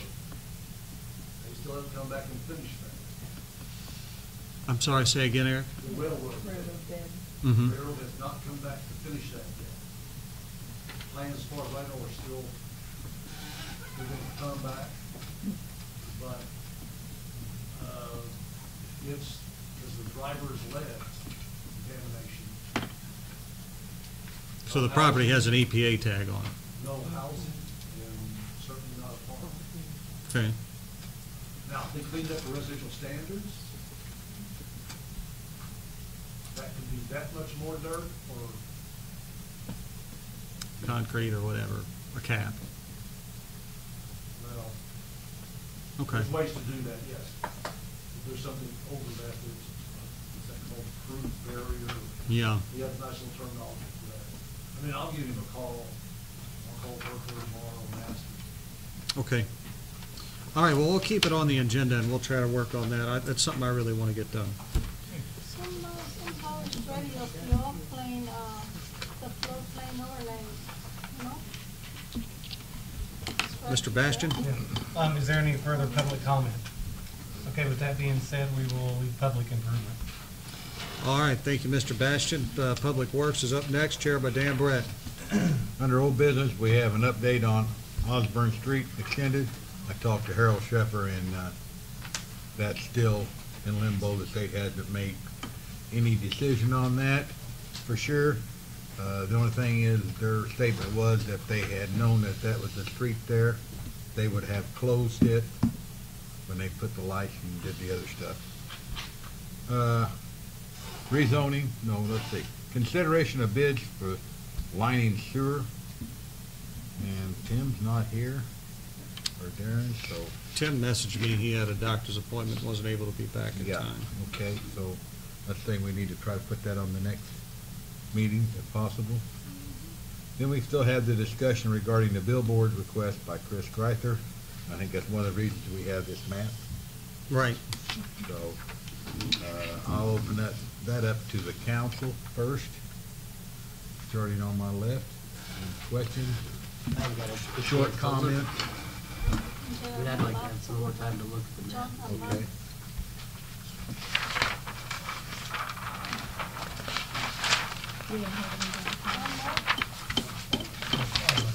But Oh, okay, what's there in? if I remember correct, to get that request, there would have to be some changing in the zoning, is that right? For him to, We would have to change our zoning to allow billboards. We either have to change zoning to industrial. Industrial is our own zoning classification, which allows. You guys want some? okay, So in order to do this, we would have to change either the zoning classification of the property where it was being done to make it industrial as opposed to, in this particular case, B2. Or we would have to change the uses that you could make of property in a B2 district and include in a B2 district that you could have billboards. So those are the two ways you could do it. Either way, you're gonna have to go to zoning to do it. and right now, what's the limitations on how close they can be? There is none? Our, But, Industrial, yes. in the industrial, 500 if- feet of each other. 500 feet, and, We got to keep in mind too, Dan, that this particular request, Chris's property is on Route 13, and the state controls billboards as well. so it's, he would, So even if the state won't touch a billboard on Route 13 inside the city limits, that didn't predate zoning, because the only billboards we have inside the city limits predate zoning. But if we opened up zoning so you could have billboards, then the state would consider the question under the Department of Transportation rules about where you can have billboards. so to resolve the request by Mr. Greither, should we not direct him to go to the Board of Appeals or Zoning Commission or whatever it is, to petition to get that changed? Well, I mean, I'm just trying to, well, yeah, but I think it says strictly prohibited. And the board considers that very strong language. And over the years, they do not change anything. Yeah. That has that type of language. in it. But if that- And it's not in there very often. yeah, but if that's the standard procedure, then should we not direct that to Mr. Greither so that he knows where he's standing? Well, I think we need to prefer it. Yeah, that's what I'm saying. Yeah. Yeah, referring there. Is that a scenario where he's got one shot at it too? Is that Yeah, something he that we can't go said? back for a year and a half or something like that. Year. Not a substantial change is what he's asking for, is the terminology, the zoning. And then what they'd have to do is, I mean, they'd have to change it for every Well, that's why they were saying highway what they are about business. this. If you open this up, that's all, Correct. so say 13 is B2. 13 is B2 and the 127 North North is B2. So if you open up B2, between Don Morgan's office and the river, you could have, Richard and I just did a quick count, you could have 8 or 10 new billboards. Going north, every 500 feet, you could have a billboard. That's what the rules in industrial are. If you were gonna put the same rules into B2. But again, the state's got 127 north. Okay, John? Well, I'm against it, so, if there's a vote, I just drove through Nashville coming back to Murphysboro, and there's a billboard about every 500 feet when you get off the interstate till you get to the edge of town, and it looks horrible. So I don't want to see that in Murphysboro. Was there a question? I do have a question. I don't know if I'm remembering this correctly or not, but he could put one up if it was just his business, correct? Correct. The only thing that he's requesting that, or not only, but the thing that he is requesting is to be able to sell half of it or something like that. And that's what we really can't allow. He could put one up of his own, is that correct? I think he has a. It has to be on his property. Pretty good size one, The yeah. only thing that he can have a billboard advertising is his own property. Okay, And that's, a and billboard that, in front of it. I thought that's what I remembered, but I wasn't sure. Thank you. And what he was talking about was having it Be a So floor that- panel. Yeah, put in the so that he floodplain. could make some money on selling part of it. I think the renting company part of it. offered to put the sign up too, Yeah. if he would put it on there. Okay. They would sell the advertising and he would. Yeah. Yeah. There's no other, more discussion on that. I think that, he just needs to be informed of possibly where he should go next. Under new business, consideration of motor fuel resolution. I think we've got something here from J.T. Blankenship.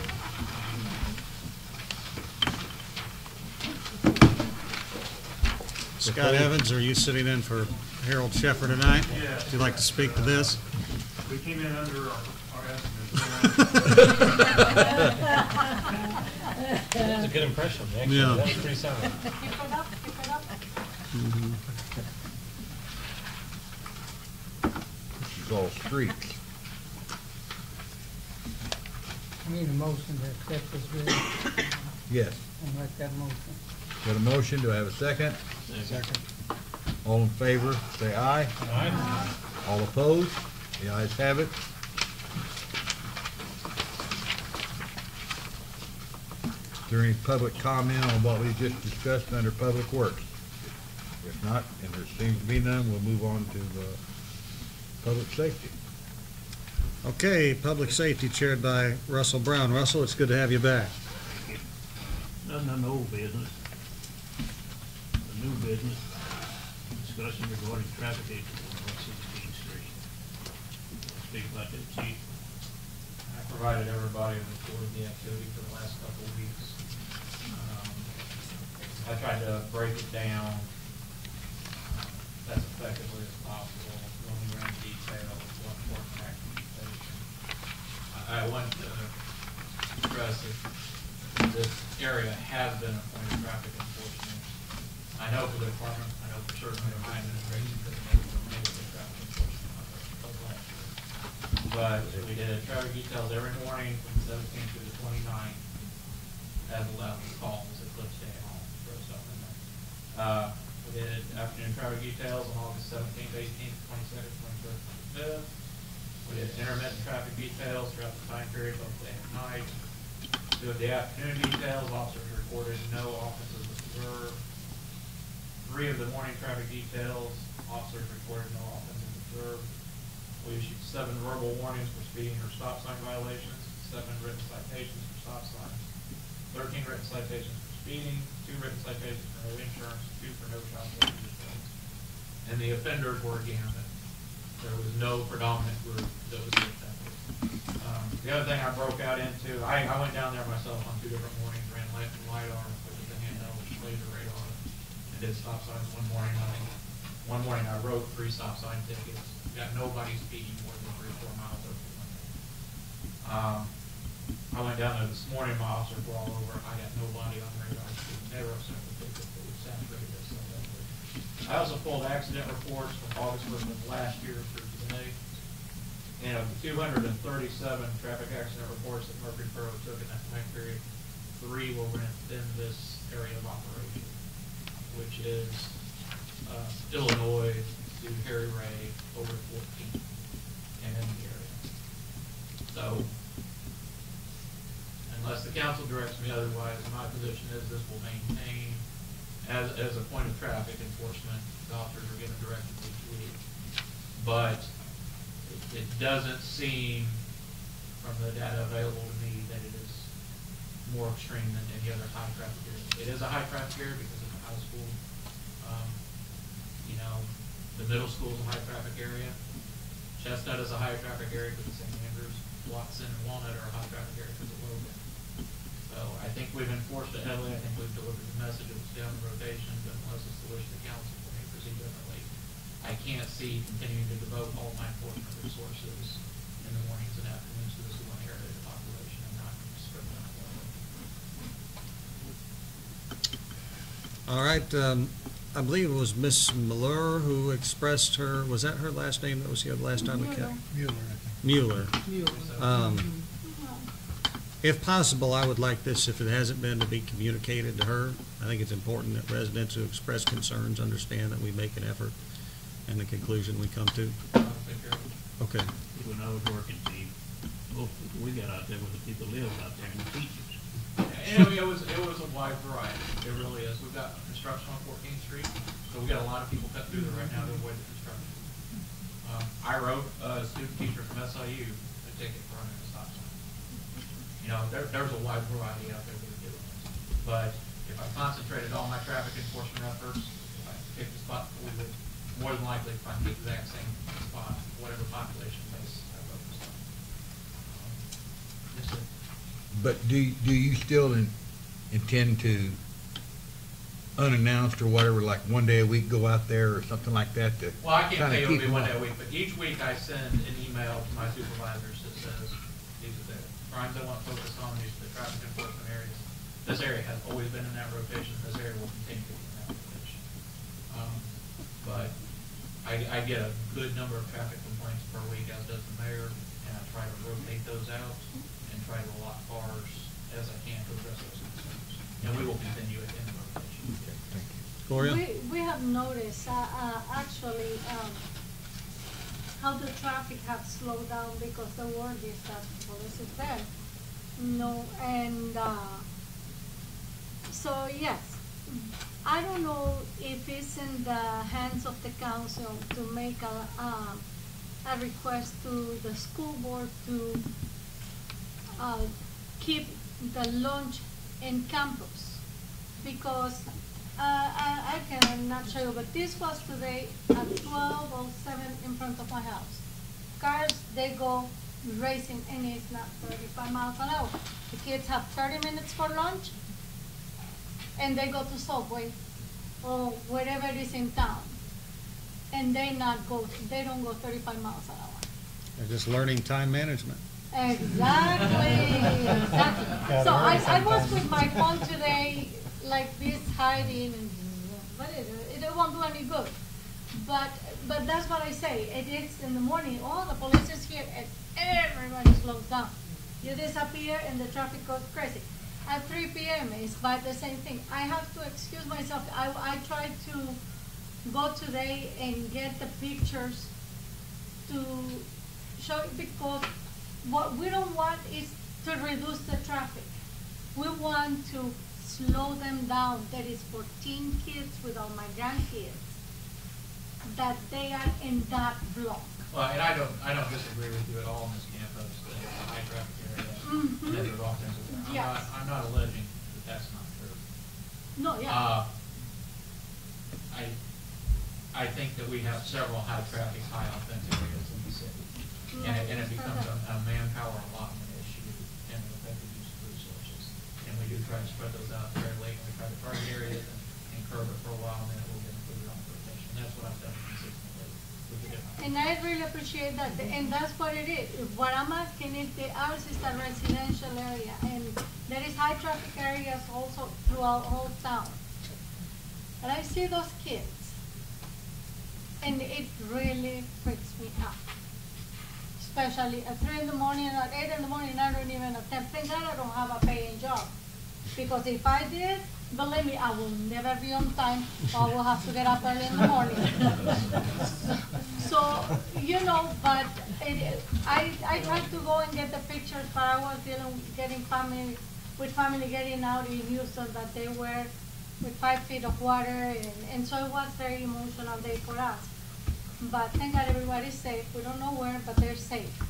Good. But I would like to bring the pictures and get the consideration of the chief of police and the council to see if we can get a stop sign from Grace to Illinois on 16th Street and from Roberta to Roberta on 16th Street. It will not create any traffic backing out from coming from the high school and going from the high school. People that coming from Garza, and so it's less. So I don't think it's gonna create a big traffic, you know, but it will slow the traffic a little bit more. So people will better get up earlier, and I won't have a problem with that.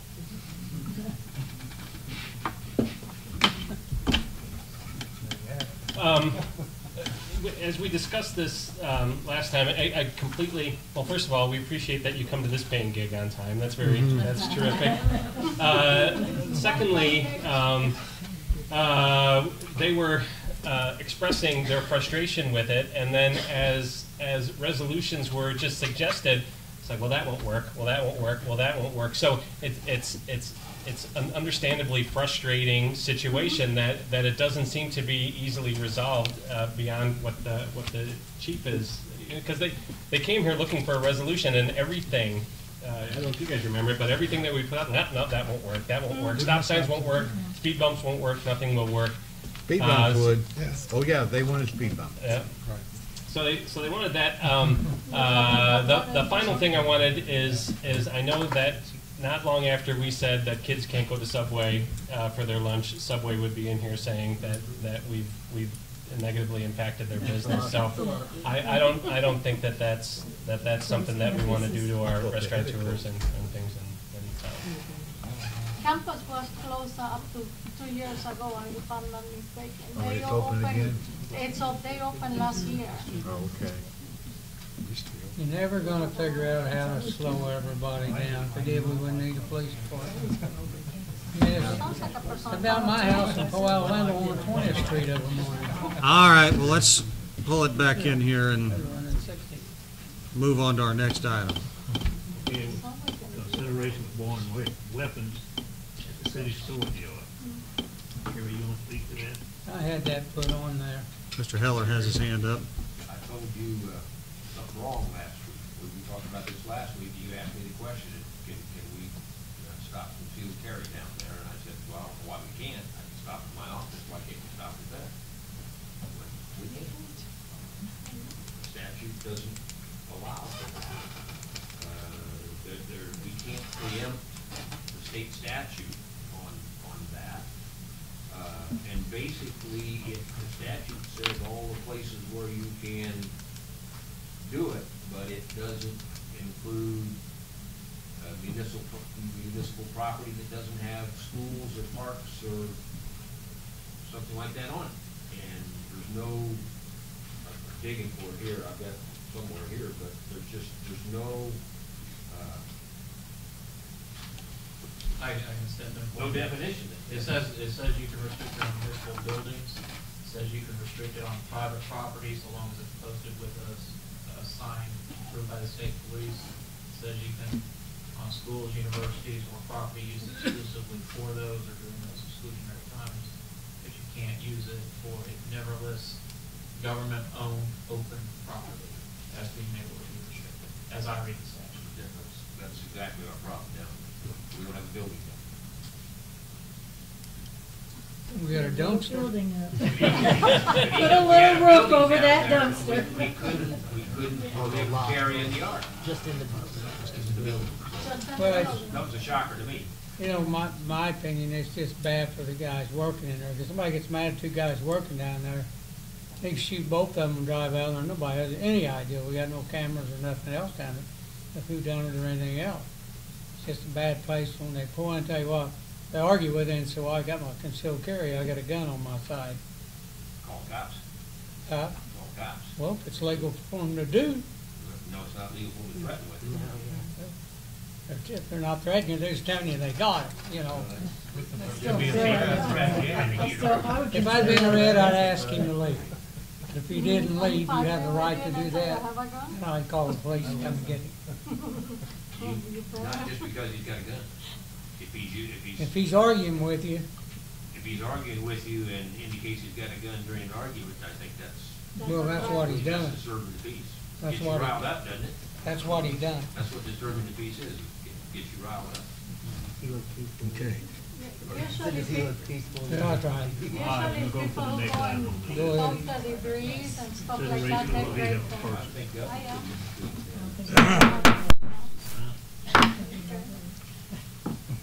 Russell. Consideration of vehicle purchase. You got that information there? I do. I believe, Gary, did you track this down? Or, I'm looking at the wrong, I'm thinking about the wrong vehicles. Chief Roberts. This is my proposal to purchase from the seized asset funds. We've been accumulating the funds, haven't made any vehicle purchases. I submitted a grant proposal for a 55% match on 2 vehicles. Proposal was accepted and made it all the way to Washington. They shot us, Scott and I, back 3 or 4 dozen accounting questions about the city's finances. We were not able to convince them. Washington has ruled us ineligible for funding under rural development because the city's in too strong of a financial position. So, the mayor's seen emails and all, we tried everything under the sun. I was trying to get a match, 55% match on 2 vehicles, we could buy 3 out of the funds. That didn't happen.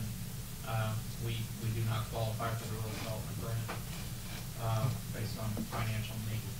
So presently there's about 51,000 in change in the seized assets funds, which is the admin tow, drug seizures, all that.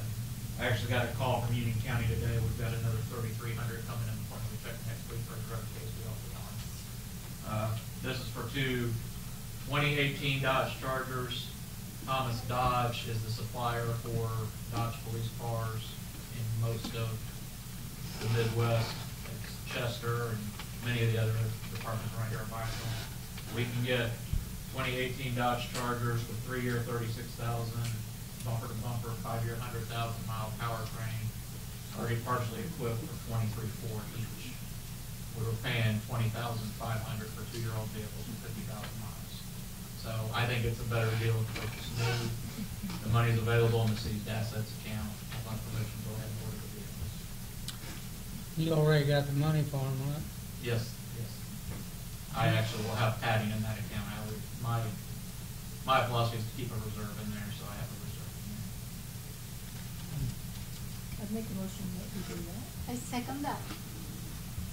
All in favor?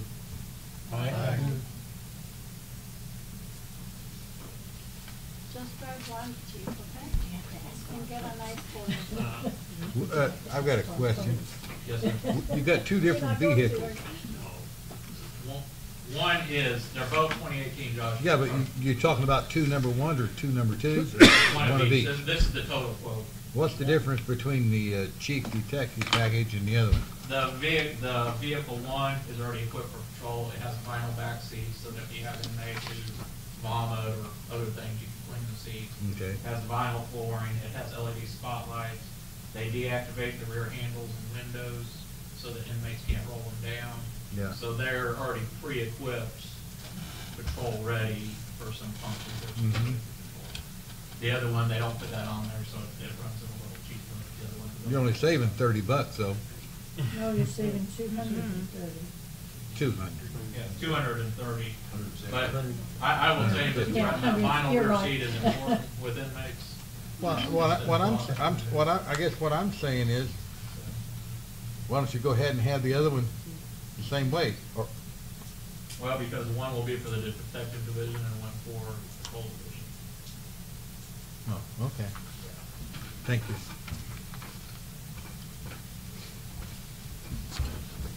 All right. Public comment?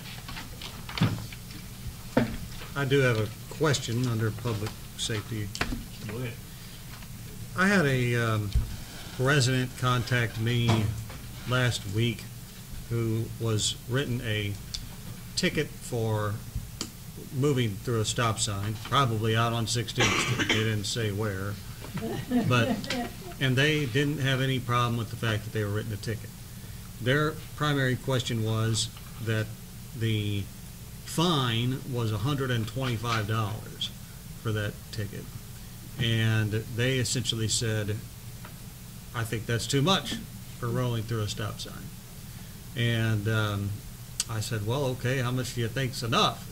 You know, and he said, well, less than $125. And so that, but my question is this, and that's that, what is our, and I know there's probably a laundry list, but what, is $125 our minimum charge on any moving violation now? For all standard violations, all charges, all offense charges and fines are set by the Supreme Court, and that's the standard for moving violations.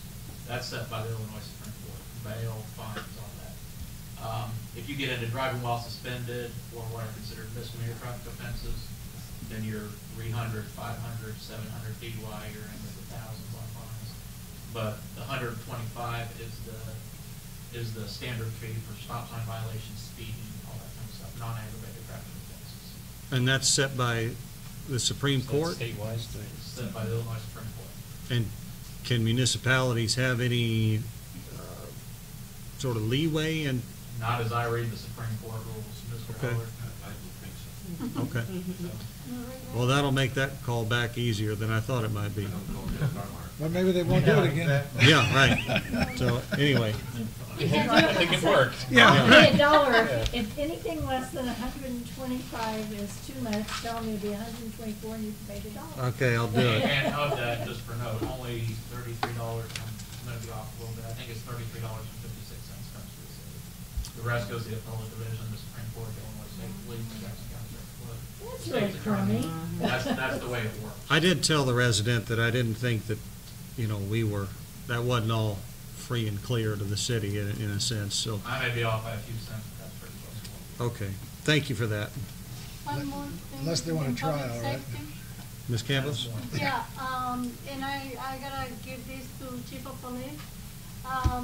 The president, couple of citizens of Murphysboro, they came and they praised our police department, how nice it looked and how well they worked during the eclipse.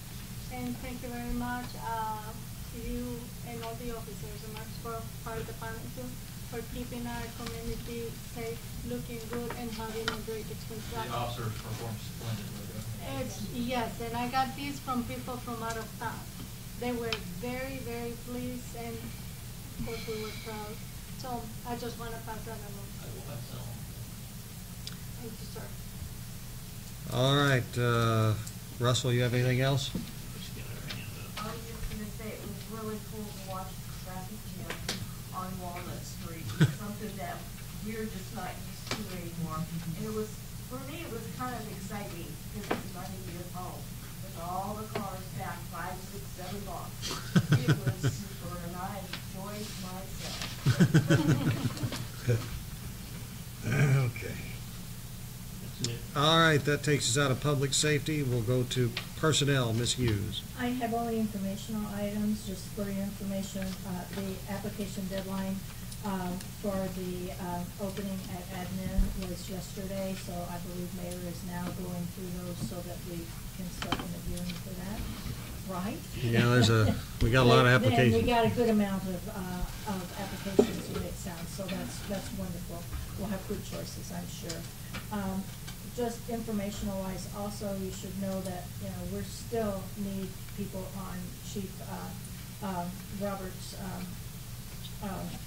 patrolman force, but there's really no one that's eligible right now, and the testing won't be again until October. So after that, we probably will be hopefully interviewing for another patrolman. You know, we lost 3. Yeah. Thought we hired 3. No. Oh, okay. We have 2 vacancies. We have 2 vacancies still. We hired for the retirements. We hired for the retirement. We hired for the retirement. Okay. But then, see, the Brooks We lost 2 to boys. Carbondale, we hired for those 2. Yeah. And then we lost 2 to the state police force. The Brooks twins went to the We state lost 7. police, so We we have lost to. 7. Yeah. What have you done to our police force, Chief? They pay $60,000 a year to start. You Can't do? blame 'em. No. No, the state State doesn't. police. So, just informational, you know, we may see some increase in, overtime even. You should, but I've kind of, and I think my numbers are closed out to quite better, but I've run it out, I think, where you see, if I go over budget on overtime, which I may go slightly, you'll see me under budget in payroll. So they should. Yeah, your new officers aren't It getting as much as it should net the out. retirees. Plus the new officers are less expensive. Yeah. So you should see them net out. It's just informational for all of you to know that we will still be hiring probably 2 more, patrolmen, and we're gonna have some overtime in between. Okay. That's all I have, sir. Is there any public comment? Or, there's no new business that I know of. Any public comment on personnel? We'll go out of personnel. Thank you, Ms. Hughes. That takes us to the mayor's report. I don't have any items. We do have a guest here from the Jackson Growth Alliance, their new director. Do you want to introduce yourself? I'm Charlotte, and I am the new director for the Jackson Growth Alliance. And first, I would like to extend my sincere thanks for your most recent investment in the Alliance. And I just want to assure you all that we're all working towards the same goal of, continued economic vitality for the city of Murphysboro and surrounding areas. And I'm looking forward to getting to know a lot of you better, and working towards some of those goals that you all. Thank you very much. Mr. Bratt. I think Alderman McComb and the gentlemen that were here a month or so ago, what was that you were requesting, Gary? What, the last 5 years? What? Well, I just requested, well, guess me about them. They come in and ask for money. They're asking for the city's taxpayers inside the city limits of Murphysboro. I asked them to tell me something they had done for inside the city in the last 5 or 10 years. Every time they come in, it's the airport, it's Carbondale. So the airport and Carbondale, our tax money, I don't feel like should go to this organization that they haven't helped us with anything in town. They didn't help with McDonald's, Walmart, or anything else that when we advertise trying to get somebody in Luster. I don't think they put a foot forward in that, did they, Will? Well, I think that was the reason why, we pulled our funding partially. And, I think one of the reasons why she's here tonight is because she wants to be here more regularly and try to reestablish that and figure out what our needs are, so. Spending the money is not that great amount, but when we spend, we're supposed to be here to protect the citizens' tax money. When we spend it like that and we don't get nothing in return, I don't feel like we're protecting it. Just, when you do something that's for inside the city, let us know. We haven't seen that. I've been on here going on 13 years and I haven't seen anything they've done inside the city yet. I think it's the first time you've seen a director at a council meeting not asking for money, too. Yeah. That's absolutely true. Yeah. We are glad you're here, and we hope that you work to help us. Well, I will say right off the bat, I was very interested in your conversation about grant writer, because I have experience in writing grants, and that is the kind of thing that I might be able to, right off the bat, assist you with, have you feel like you had some return on your investment. I would love to talk to whomever is kind of spearheading that with the council. The mayor, so that's part of the investment that we did with the Alliance, that you will help us writing grants? Yes. And teaching, showing us, because we need infrastructure in the whole town, so that's a start. All right. Thank you. That is everything under the mayor's report. I'll go to council member request. I'll start with Ms. Hughes. I don't have anything. Ms. Witzman. I don't have anything. Mr. Brown. You know what mine is. Costa's house. House next door. House next door. All right. I'm getting tired of paying out money to get this cut out of my fence roll. Well, It's tearing up my fence. Ed, do you have any further? I've not heard any more. The last thing we heard about the court litigation was that they had continued, I think, until sometime in October, and then we had a brief interlude from Kathy Gitterslaw, making contact, indicating she was maybe interested in buying that property. Did she ever come by and look at it, Russell? Yeah, she came by. How long did she stay? 10 minutes. No, she didn't come back for a She second didn't, look? she didn't even go in the yard. Oh, she didn't even go in the yard? She might still be in the Couldn't yard. get through it. Yeah, we haven't seen her since. She went in there and never That's came out. Not a retaining wall I to get think in that the fall way we down. have to address that is we have to cite the homeowner who's not cleaning the yard and cleaning the yard. The neighbors ought to jump in there and do this thing. Little volunteer, is That'd be My another neighbors have thing been already. there. Oh, yeah. Not a retaining wall that's falling down. Well, we could fix that, buddy. I'm a man. It'll take me about 3 years and a lot of anguish, but I thought the whole issue with that was that we couldn't do that while we did the foreclosure process. No, we can't get a lien A against the lien. property. We can If the cite bank's them, we interested just in can't- the property, we can cite the property owner. Let's do it. all right. Mr. Voss, Nothing tonight. Mr. McComb. Guys, think about it, that festival's coming up, how many of you are gonna walk in the parade? If you're gonna walk with us, but just, don't need to know tonight, but that way we can get stuff. I'll pick up the apples the Friday before, and we'll get them in line. Very good. Mr. Urbis. I was gonna ask Harold tonight, but since he's not here, can we put on the agenda about anything happening with the road to the wastewater treatment plant? I do not know any information regarding that. Maybe put that on. Scott the Evans? agenda. I know nothing about it. Okay. Harold, I'm sorry? The last I heard from Harold was that we're waiting to close out on the treatment plant before they can request the extra monies back. I see. I don't think much is being done on the program, so we can actually see tangible. I Okay. think Jim's a little frustrated with the process. Yeah. All right, Mr. Bratton. To go along with the closeout, the general contractor did have somebody show up today to start working on the punch list. They were supposed to have been there 2 weeks ago, and then they're supposed to have been there last week. And they did stop by like last Thursday and looked around and whatever. And they've got a punch list items to get taken care of, and that's supposedly in the works today. I have a question on what the status is on the 16th and Garth site, where we wrote a ticket, and it keeps just getting delayed and delayed and delayed. Ms. Milton? Yes. I met out, yeah, two attorneys, and Ron came out, signed two. Had a little discussion about all that. So the attorney is working towards it. The court date is still on for September. But in the meantime, he's trying to do something. Ronnie's just his own attorney. Okay. We'll see Okay. how that goes. All right. That's all I have. Thank you. Okay, Mr. Bastian. I have nothing. Ms. Campos.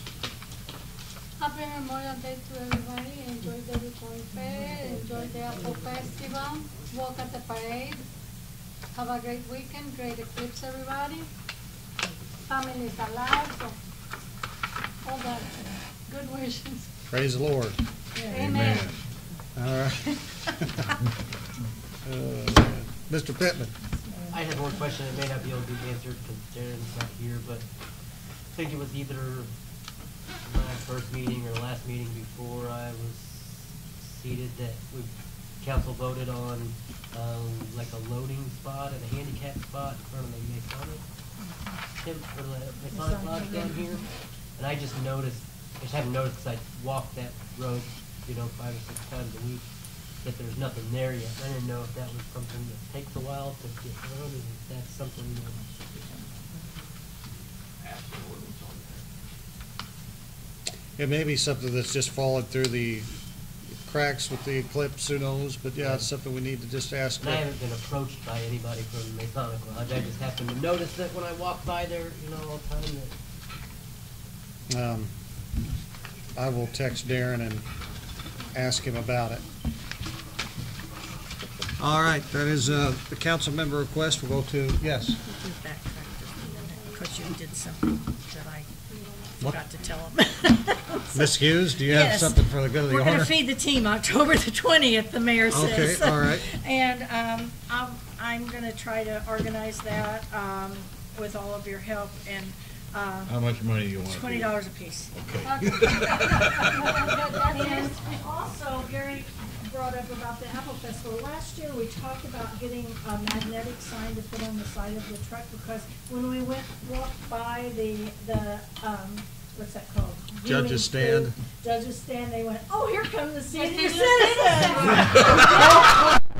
And yes, I am, but I just assumed it's a. Oh, I do, city right? council. We're Oh, yeah, that's us. Yeah, Fortunately, we didn't hear it, though. Somebody else told us that We were too busy running and throwing. I sure ain't walking yet. Anyway, if we could do that, it would be really nice so they know who we are.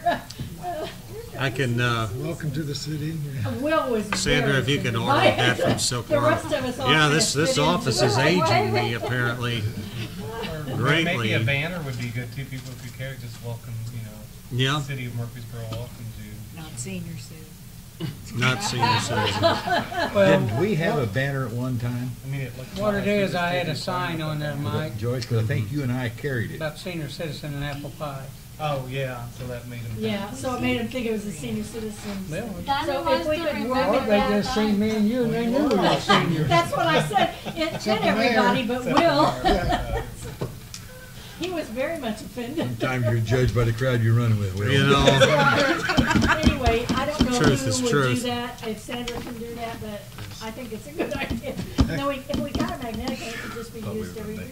I would just contact Silk Ornament and see what they have Thank you. available. And I promise I'll not ask anything All you else. gotta do, put one fits on the stake and put it in a bale of straw. You don't have to do anything fancy with magnets. Magnets aren't fancy, Gary. They need to be able to Well, see man, it I before got the, another before side of the that end. thing, it'll be step on my foot. All right, I think we have reached the part of the agenda that's labeled Department Head Request, and we'll start with Mr. Heller. Ms. Ripley? Scott Evans? I normally have nothing, but I do want to say something. I just want to encourage you, council, to get behind the idea that Will brought forth tonight about the voluntary annexation. The 2010 census, we lost 700 people from the 2000 census, which was actually quite devastating to us because we probably lost $90,000 a year for 10 years. Imagine that, because those people were gone, and the taxes that come from Springfield based on census dropped by that much.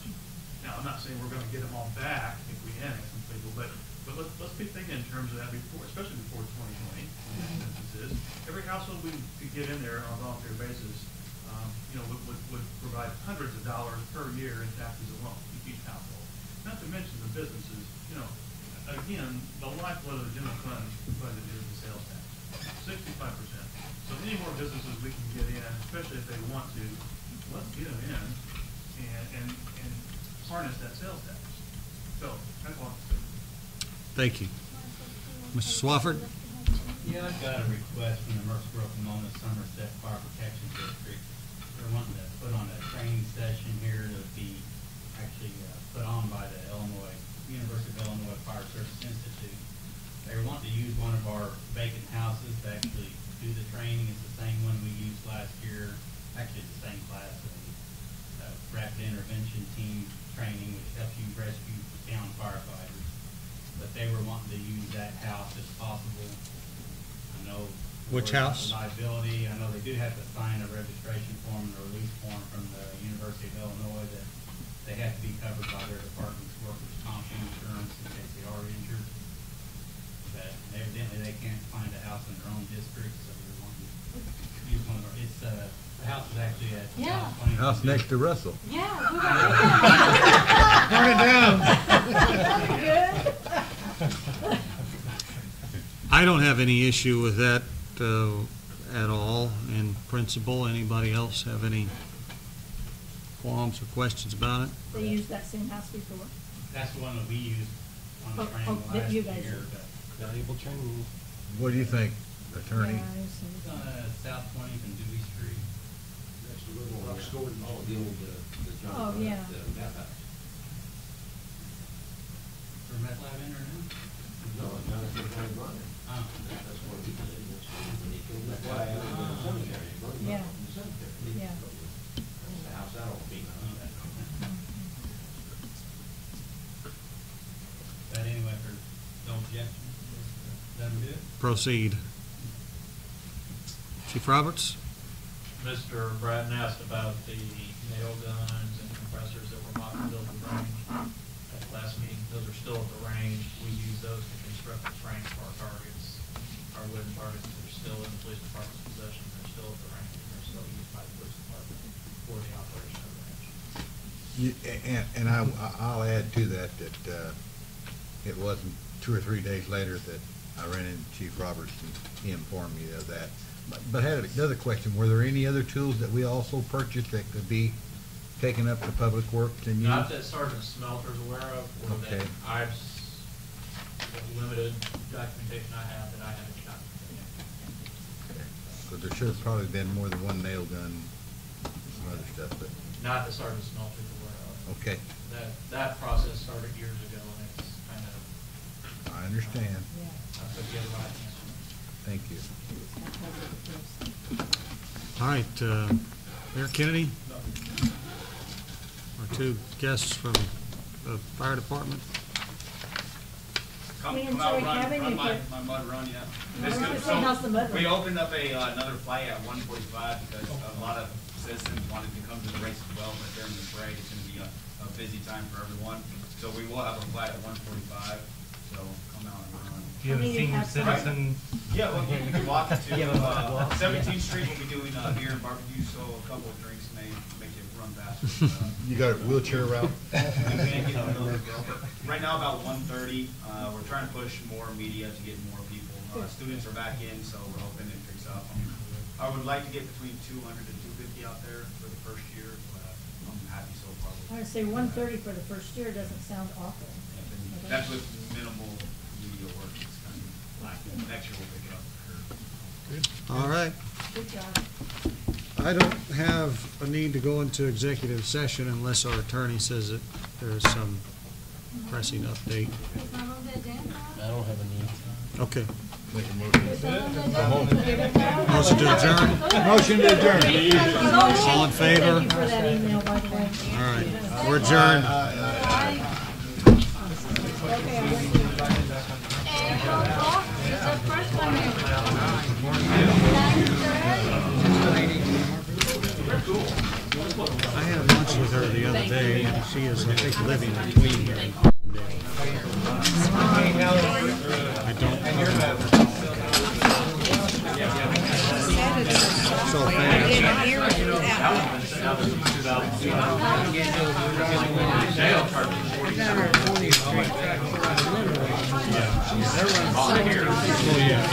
Oh, easy, yeah. Yeah, because that's a real highway. And you want something better than that? Then I help you run the geese off that top.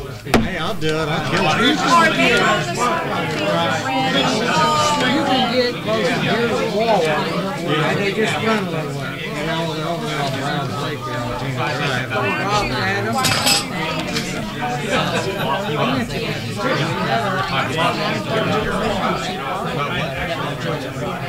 Yeah. I'll have to double check. What do you Mike. Let's go walk out with you. Oh, okay, let me get all my stuff together. Which is owned by him.